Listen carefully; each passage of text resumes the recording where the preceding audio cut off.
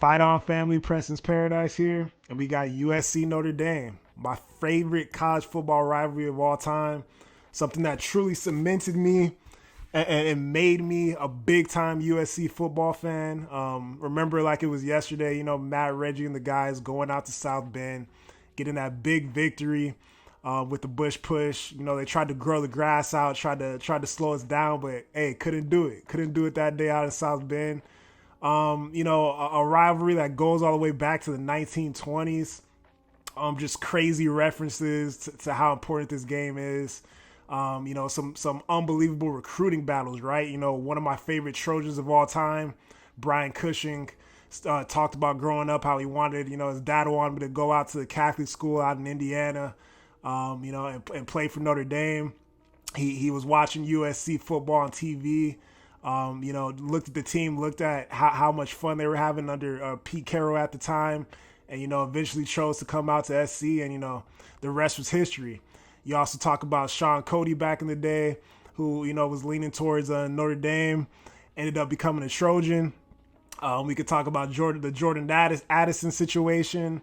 You can even talk about Reggie Bush situation. I think at a point he was supposed to be going to Notre Dame. So just great history. Great, respect as well as hate on both sides. You see, I got my little leprechaun. I got this little leprechaun that I captured.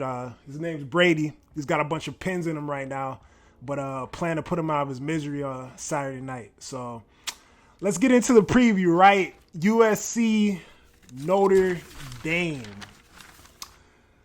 Not gonna lie, when I look at this Notre Dame team, they got an elite defense, right? I believe number 4 defense in the country at this point. Number 46 rushing defense. And, scariest of all, they are averaging 2.4 takeaways a game. And, that's nothing to play with, man. This USC team has, constantly turned over the ball this year. So this is something in this game, season finale against our biggest rival, that we cannot do. We cannot turn the ball over, particularly on special teams and offensively. We cannot turn the ball over. This defense is elite. That's exactly what they want to do. They want to cause turnovers. They're extremely aggressive, and they want to get to the quarterback. So how do we mitigate that? How do we stack up against this Notre Dame defense? What can we do to beat this Notre Dame defense? This Notre Dame defense is extremely aggressive. We have to use that aggressiveness against this defense with motion, right? I think we should use a lot of motion in the backfield. I have faith and belief in the offensive weapons. Regardless of how things gone this year, we have a young team. We have some great young offensive talent. I want to use these guys as decoys, use these guys in motion to get this Notre Dame defense off kilter, right? I think Lincoln is going to drop a great game plan on offense to throw these guys off. I know they got Al Golden out there. Al Golden did a great job against SC last year, man. I was in South Bend. I was at the game, had a mobile quarterback in Caleb Williams, and now we got a more mobile quarterback in Jada Maava. So Al Golden is not a dumb guy. This guy's got a lot of experience, great defensive coach, defensive coordinator. And he's going to be prepared for, whatever SC throws at him. But I have belief in Lincoln that we will have enough wrinkles to score points in this game, particularly because it's going to be at home. And like I said before, like I've continued to say, this USC team is battle tested, not only on the offensive side of the ball, but the defensive side of the ball. We have played against that Penn State defensive front, and we did a good job. We, used the tight ends to chip, used the running backs to chip, and the offensive line did a very good job. This USC offensive line is an offensive line that has continued to progress throughout the year, really grown up, and really been solid and good the last 5-6 weeks of the season, right? So that's going to be the key, protection, doing what works, doing what we're best at. Everybody's going to say it. Run the ball, right? We got to run the ball. We got to lean on Woody. We got to lean on Q. We got to run RPO. And we got to use motion. And, I'm not really fearing, to be honest, a lot of their defensive backs, a lot of their secondary. They've got some great linebackers. They got some great defensive linemen. They've got some solid guys in the secondary as well. I mean, I can't lie. But we can go down the field, man. I love our wide receivers against their DBs, man. We got a lot of size. We got a lot of speed. And I think we could be able to score points in this game, right? That's exactly what we got to do. We got to protect the ball. Don't try to be a hero, man. Just let's be creative. Let's protect the ball. And one thing that I do want to see as well, I want to see us, if we get a lead in this game, we have to be extremely aggressive. I don't want to play this. I don't want to play nor coach this game in a scared manner, man. This is a very important game. There's a lot of implications on this game. We need to coach and play aggressive. Don't be scared. Don't be too conservative. You know what I'm saying? On offense, do not be too conservative. On defense, plain and simple, man. You want to keep a guy like Jeremiah Love out of space. The defensive line, regardless of the injuries this year, the attrition, I'm extremely proud of them, man. They've really been pretty consistent. Nate Clifton is making big plays. Gavin Myers made big plays. And the youngsters are playing beautiful, man. Cam Fountain, Sam Green. You saw Sam Green and the play that he made ending the UCLA game last week. Dan Lynn drawed up a great scheme, had a spy on Garbers. Everybody was looking at him, went there, attacked him, got Garbers at the end of the game. We're gonna have to keep a spy on Riley Leonard. We're gonna have to be able to get off of blocks in the interior because they run a lot of inside zone. I mean, from what I see, they do a lot of inside zone. They want to get up in there between the tackles and get downfield. I mean, this is a team that's gonna run, like I said, over 55% of the time.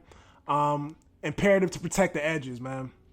Love, extremely explosive, extremely electric. Cannot let him get in space. And, spy Leonard. And when you get to Riley Leonard, hit him and hurt him. Make him feel you.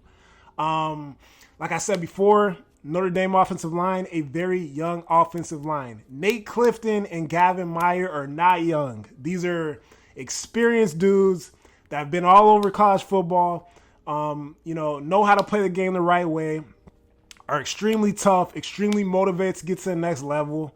And, this is going to be their last college football game. I expect those guys to come into this game extremely motivated and make some things shake, man. I feel very confident having those guys on a defensive front going up against this young Notre Dame offensive line, as well as a guy like Kobe Pepe, who, man, has just improved so much throughout the year and really been really consistent throughout the year. I mean, you saw last week with the batted pass, nearly causing a turnover. And the linebackers as well, with Mason Cobb, Ian May making big plays. I feel very confident in our linebackers, our defensive front, as well as the secondary, man. Like secondary and Jalen Smith making plays, Kamari Ramsey making open tackles. That's what it's going to take. That's what it's going to take to stop this Notre Dame offense, which I truly don't consider a high-powered offense because I don't think they've really played much high-powered defense or teams that have talent on defense. You know what I'm saying? Like, this schedule was a JV schedule. Let's be honest. It was a JV schedule. And, they beat the teams in front of them, so I commend them for that. But, when they played Louisville, that was a tight game. I watched the Louisville game, right?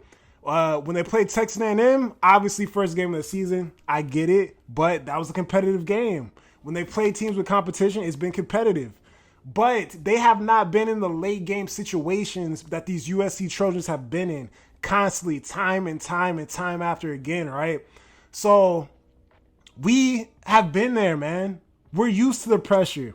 We're used to running the 2-minute drill. We're used to having to get stops late in games, when you're tired and you might pass out.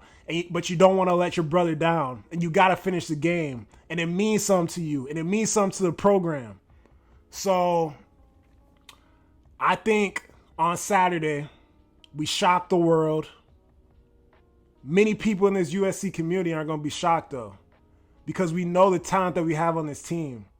We know the journey that this team has been through throughout the year, dealing with outside noise, inside noise, dealing with adversity on the field, off the field. And I think we'll be prepared.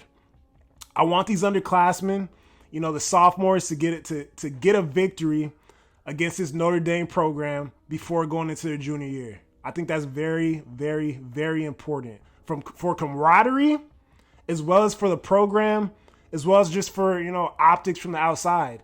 And I know everybody doesn't care about, the outside and, the naysayers and blah, blah, blah. But outside noise can affect, inside the building at times when it comes to college football, when it comes to recruiting. There's a lot of big time momentum for the program right now in terms of recruiting.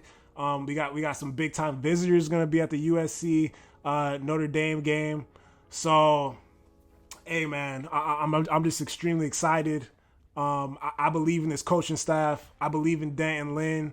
Cameron Fallon was just talking the other day about, how happy he is to have a coach like Danton Lynn, and, how much he's taught him and how much he leans on him, and, just the knowledge that he has and the knowledge that he spread it throughout that room, throughout that defense.